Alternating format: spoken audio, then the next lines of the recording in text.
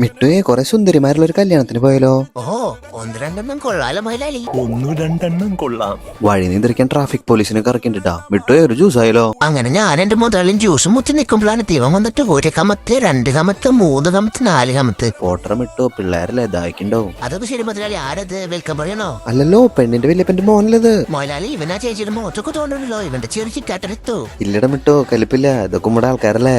രാജമണിക്ക് ഇറങ്ങിയിട്ടില്ല ജ്യൂസ് കുടിക്കാൻ. പിന്നെ മിട്ടോ ചേച്ചിമാര് പറയാൻ ഞാൻ ഹാൻഡ്സ് ആയിണ്ടെന്ന്. മുതലാളി അതൊരു കണ്ട് ഞാൻ പറഞ്ഞല്ലേ ചുണ്ടൊക്കെ ശരിയാക്കാൻ. അതല്ലട ചക്ക ചുള്ളനായിണ്ടെന്ന്. മുതലാളി എപ്പോഴും ചുള്ളനല്ലേ. വേണമെങ്കിൽ മുതലാളിക്ക് ഒരു മാസം ബീജിയം ഇട്ടിട്ട് ബൗ ബൗ ഷോ ആവോ.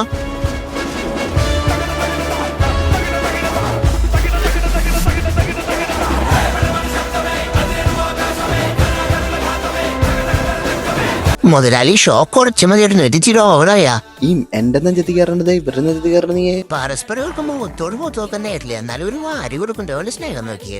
അപ്പോഴാണ് ചെക്കനും പെണ്ണ് വന്നത്. എന്താ മുതലാളി ഇവർക്ക് എന്താ വയ്യേ?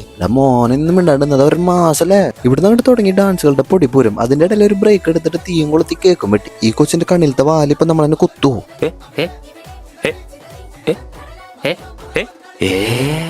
ഞെട്ടിക്കൽ ബിരിയാണി ആവശ്യപ്പെട്ട്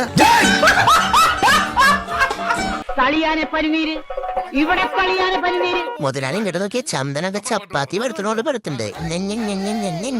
എന്താ ലേറ്റ് സ്കൂൾ വിട്ടാ. അയ്യോ മുതലാളിയുടെ കണ്ണോട എവിടെ? അത് ബാബട്ടം കൊണ്ടേ. ഈശ്വര, കാവടി തുള്ളിയാണല്ലോ പോണത്. എന്താകും മുരുക. കാവടി തുള്ളി പോയവരൊക്കെ എന്തൊക്കെയാ കാണിക്കേണ്ട സ്റ്റേജ് മേ. പിന്നെ ചെക്കന്മാരുടെ ഡാൻസും പിന്നെ കല്യാണ പെണ്ണിറങ്ങി. അതോടുകൂടി പരിപാടി കളറായി. ഡാൻസുകളൊക്കെ കെങ്കേമായിരുന്നു. നോക്കി നോക്കി ഇതെന്തോട്ടെ സാധനം. ജോസിനെ വിളിച്ചു വരുത്തി ഒരു നേരത്തെ ആഹാരം കൊടുക്കണമെന്ന് ഒരുപാട് നാളുണ്ട് ആഗ്രഹിക്കുന്നു. പക്ഷെ ഇന്നാണ് നടന്നത്. പിന്നെ ഒരു പിടി ചോറുമാരുണ്ട്. ചെക്കനും പെണ്ണിനും സർവ്വ മാംഗള മാംഗല്യ ആ സാധനം കൊടുത്ത് പെണ്ണിന്റെ അമ്മേനെ കണ്ട് ഞാൻ എന്റെ വിട്ടും പോയിട്ടാ ബൈ.